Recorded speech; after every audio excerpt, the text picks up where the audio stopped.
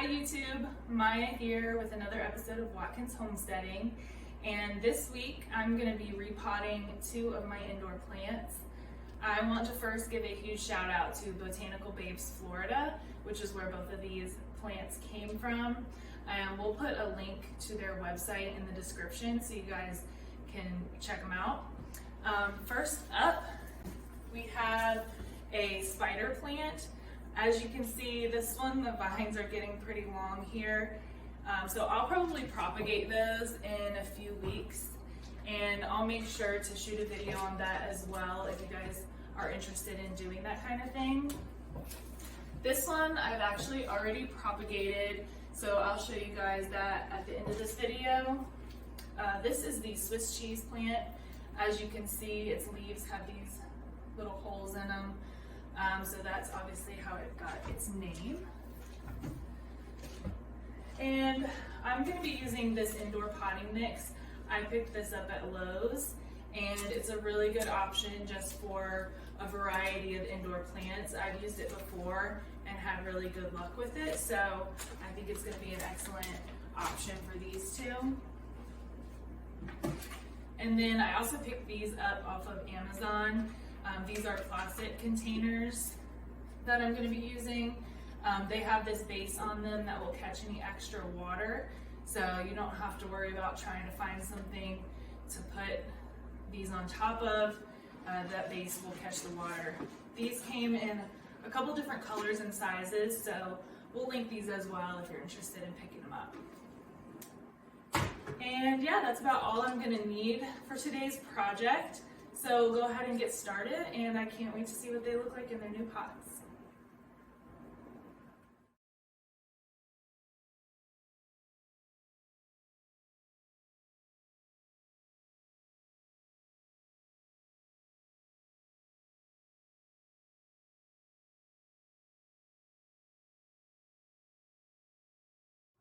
Okay, so as you can see here, I've gotten the spider plant repotted. I did end up losing this little guy right here, but I'm gonna go ahead and stick him in some water and see if he'll root, and then potentially just plant him to get a second spider plant. I really had to break up the roots on that one because they were really tight in there, but hopefully giving this some fresh soil. It's got a lot of space now to grow down because this planter is a lot taller than the one it was in, so breaking up those roots will help it continue to grow. So 1 down and 1 to go.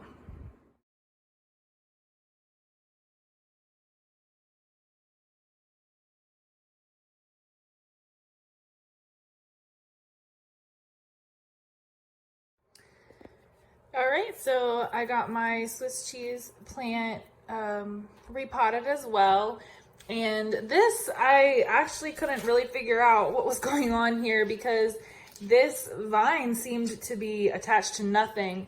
But after I got it out, I realized there is a little root system here. So I'm gonna go ahead and make a little pocket for that. I think it'll fit right here on the side, and just get that vine planted in there as well.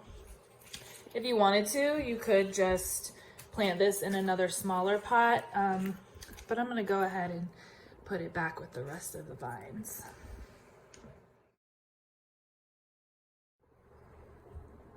Okay, so now that I've gotten these replanted, I'm just gonna give them a healthy dose of H2O to really make sure that they're watered really nicely.